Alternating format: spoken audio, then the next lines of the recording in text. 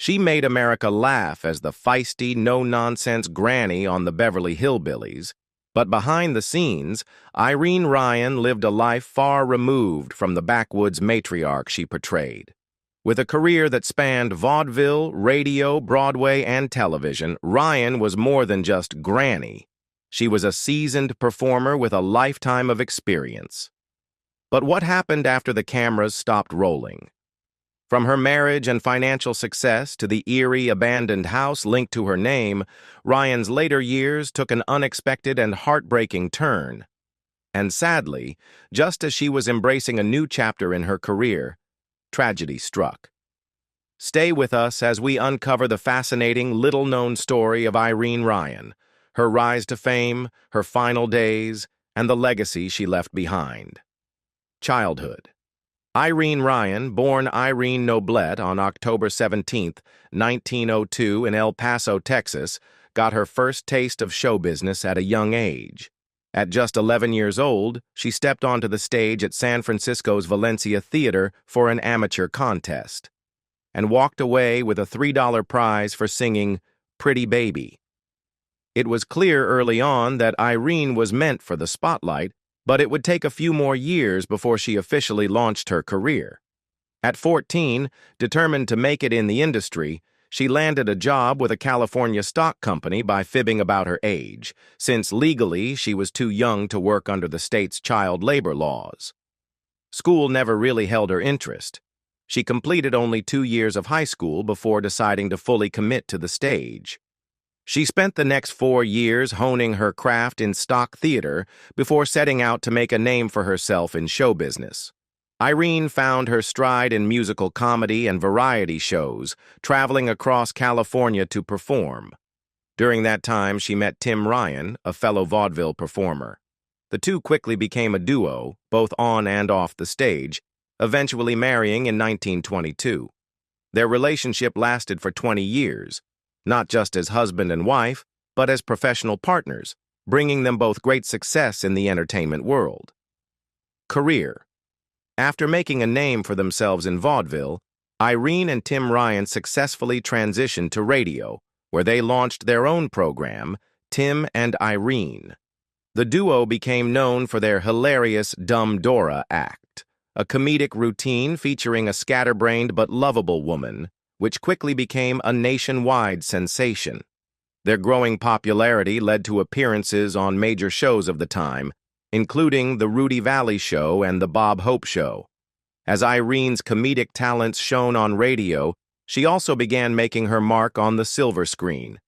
Alongside Tim, she starred in a series of comedy shorts, appearing in 11 films together. Some of their notable projects included The Wacky Family, 1936, Hamlet and Eggs, 1937, and Will You Stop, 1937. Their on-screen chemistry mirrored their real-life partnership, but despite their professional success, their marriage ultimately came to an end. In 1943, after 2 decades together, Irene and Tim divorced. However, their split didn't entirely sever their working relationship. They continued to collaborate on film projects even after going their separate ways. With World War II raging on, comedian Bob Hope dedicated himself to entertaining American troops stationed overseas. Having already worked with him on The Bob Hope Show, Irene was eager to contribute. She joined Hope's USO tours, traveling across the world to perform for soldiers, visit veterans' hospitals, and bring laughter to those in need. Her commitment extended beyond the war. She continued to support the troops during the 1948 Berlin airlift, lifting spirits through her performances. Bob Hope, who understood firsthand the power of comedy in dark times, once reflected on the importance of their mission.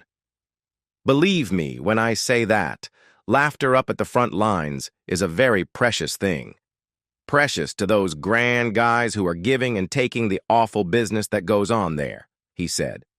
"There's a lump the size of Grant's tomb in your throat when they come up to you and shake your hand and mumble, 'Thanks.' Imagine those guys thanking me. Look what they're doing for me. And for you." For Irene, bringing joy to the soldiers was more than just another performance. It was a way to give back and use her talents for something meaningful. The Beverly Hillbillies. Throughout the 1950s, Irene Ryan continued building her career, securing roles in several television series. But while she was a respected actress, nothing could compare to the career-defining moment that awaited her in the 1960s. When the Beverly Hillbillies was in development, Ryan had her sights set on the role of Granny Daisy Moses, a feisty, no-nonsense matriarch who became the heart of the Clampett family. However, despite her extensive experience, she almost didn't land the part. The show's creator, Paul Henning, relied on his casting agent to find the perfect granny, but Ryan wasn't their first choice. The agent felt she wasn't the right fit, an opinion that didn't sit well with Irene.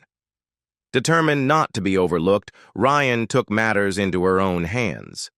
She personally called Paul Henning and made a bold case for herself. "Look, Paul, do I have to go home and get my gray wig and shawl to convince you?"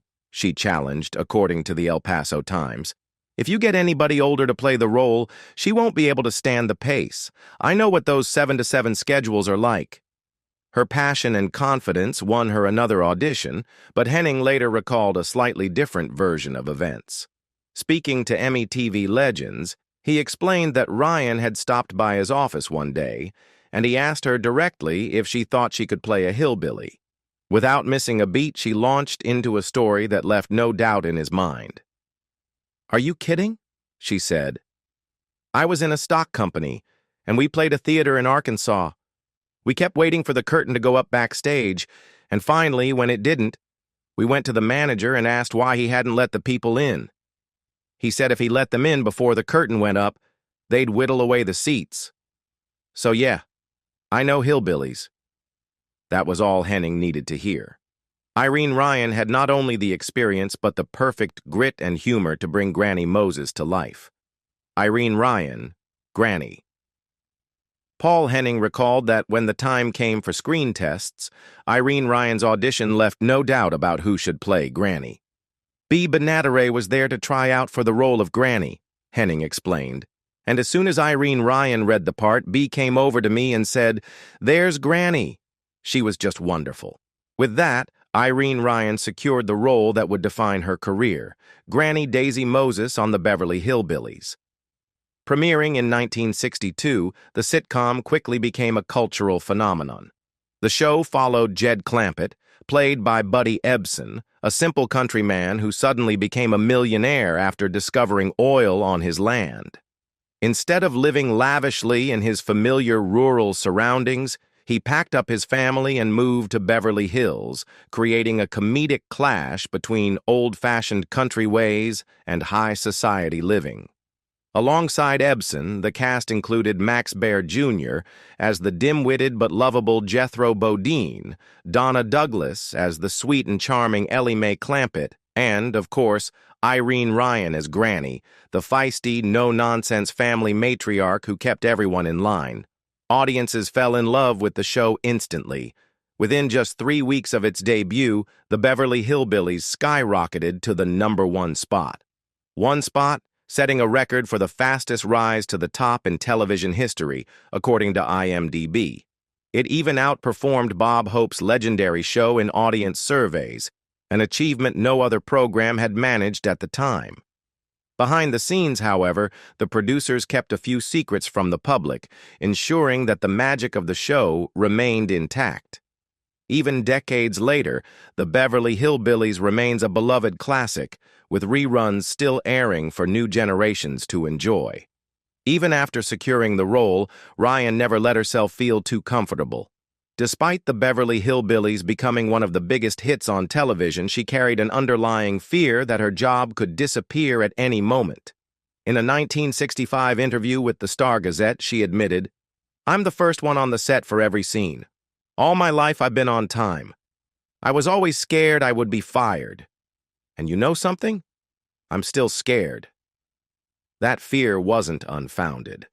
Ryan had spent her entire career hustling, touring in vaudeville, adapting to radio, and transitioning into television and film whenever opportunities arose. Show business was unpredictable, and she had learned early on never to take stability for granted. Even at the peak of her success, she remained vigilant, always prepared for the possibility that everything could change in an instant. Irene Ryan was 59 years old when she first played Granny in the Beverly Hillbillies.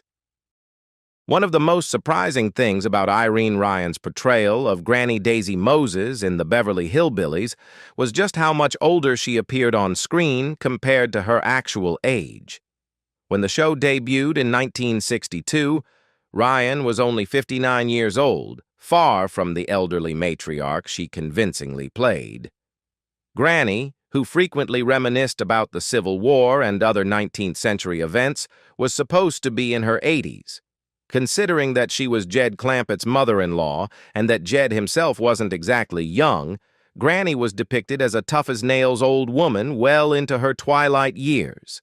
Even by the time the series ended in 1971, Ryan was still under 70, decades younger than Granny's implied age. To bridge this gap, the show's makeup department had to work some serious magic.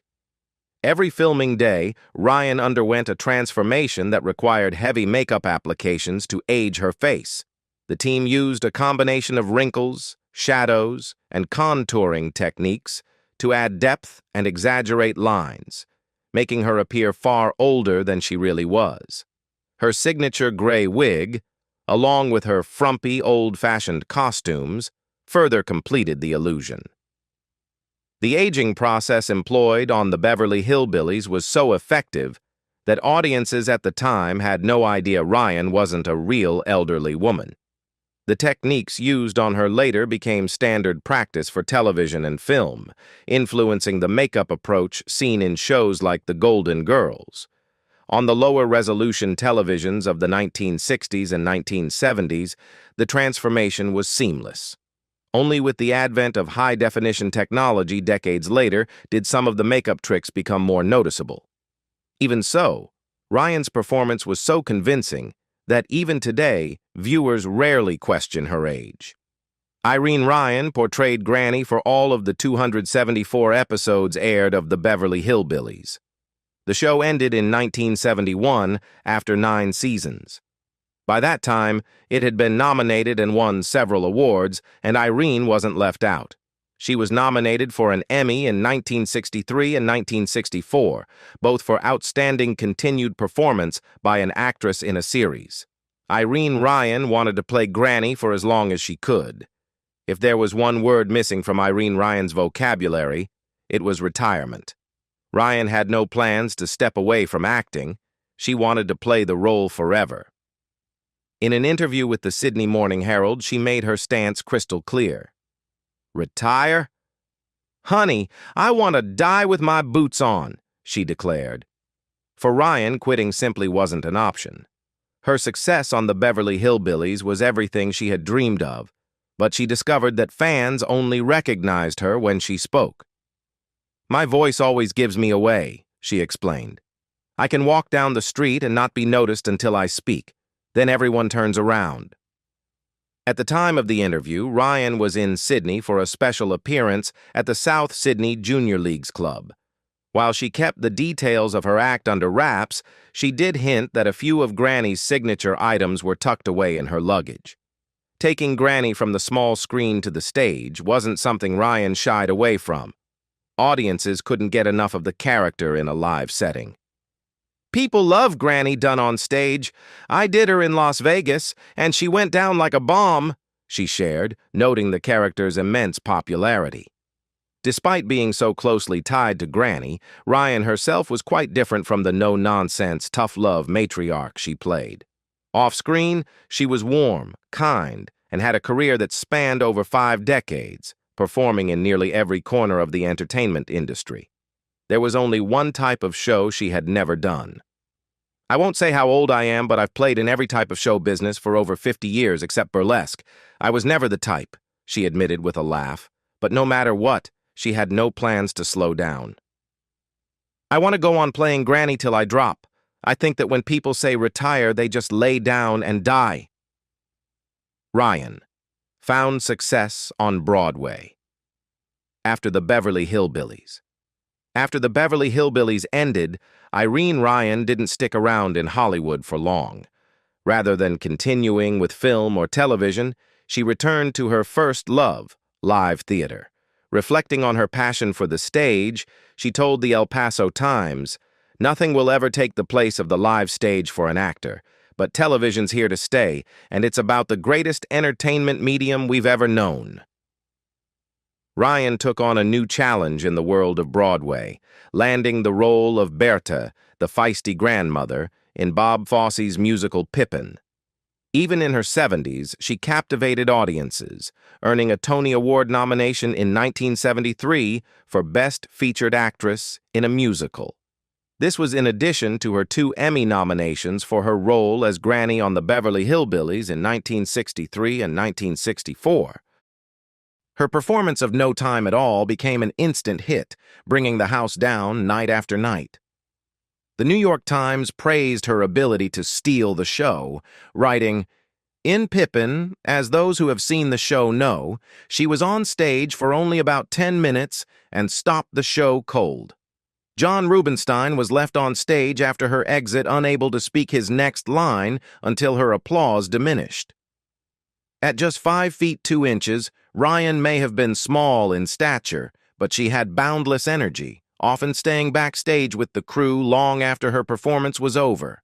Even at 70, she kept up with the fast pace of Broadway, handling the behind-the-scenes chaos like someone half her age. Financially, Ryan had secured a comfortable life for herself.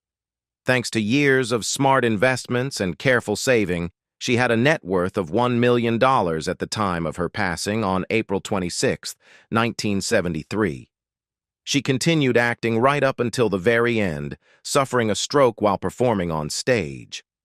She was flown back to Los Angeles, where she later passed away. Her official causes of death were listed as glioblastoma and arteriosclerotic heart disease. Irene Ryan loved acting, perhaps more than anything else. She remained dedicated to her craft until her final days, embodying the same grit and determination that made Granny on the Beverly Hillbillies such an unforgettable character. Irene Ryan left her entire fortune to students. Ryan wasn't just dedicated to her craft, she was also deeply committed to giving back. She established the Irene Ryan Foundation with the goal of supporting aspiring young actors. True to her generous nature, she ensured that even after her passing, her fortune would continue helping others. According to the press of Atlantic City, Ryan left her entire fortune of more than $1 million to a fund for student scholarships. With no immediate family to leave behind, Ryan directed her entire estate to the foundation, creating scholarships for theater students, a legacy that continues to support future generations of performers. In her final days, Ryan was performing on Broadway in Pippin, making her debut at the age of 70 in the role of Bertie, a regal but spirited medieval grandmother. Her performance earned her a Tony Award nomination, a testament to her enduring talent. But during a performance on March 10, 1973, she collapsed on stage and was rushed to St. John's Hospital in Los Angeles. On April 26th, she suffered a stroke and passed away. Her Beverly Hillbillies co-star Buddy Ebsen once described her as a joy to work with, a sentiment shared by many who knew her. Whether on television, the stage, or behind the scenes with her foundation, Ryan was a guiding light, one that continues to shine. Even decades after her passing, her legacy lives on through the laughter she brought to audiences and the opportunities she created for young actors. She may have been Hollywood's Granny, but to many, she was much more than that. She was an inspiration. Inside the abandoned home of Irene Ryan, the legacy of Granny Moses. Irene Ryan left behind a legacy of laughter, sharp wit, and unforgettable performances. However, one lesser-known piece of her history is the abandoned house she once owned. The home, which has since fallen into disrepair, stands as a quiet reminder of the actress's life outside of Hollywood. While Ryan's portrayal of Granny Clampett made her a household name, Her real-life residence told a different story. Unlike the lavish Beverly Hills mansion seen on television, her actual home was much more modest. Over the years, the property has been left to the elements, with nature slowly reclaiming it. Reports and urban exploration accounts suggest that the house remains largely untouched, with furniture, personal belongings, and even some relics from her career scattered inside. Some say old newspaper clippings, framed photos, and memorabilia still line the dusty shelves, giving a glimpse into the life she lived beyond the cameras. Ryan, who passed away in 1973, left behind a fortune that she dedicated to helping aspiring actors through the Irene Ryan Foundation. But her home, once full of life, now stands as a forgotten relic of Hollywood's golden era. Despite its current state, fans of the Beverly Hillbillies still hold Ryan's memory close, remembering her not just for Granny's hilarious antics, but for her real-life generosity and dedication to the craft. While her home may be abandoned, her legacy remains as strong as ever. If you enjoyed this deep dive into the life of Daisy Granny Moses and Irene Ryan, be sure to like, subscribe, and turn on notifications for more content like this. Stay tuned for more.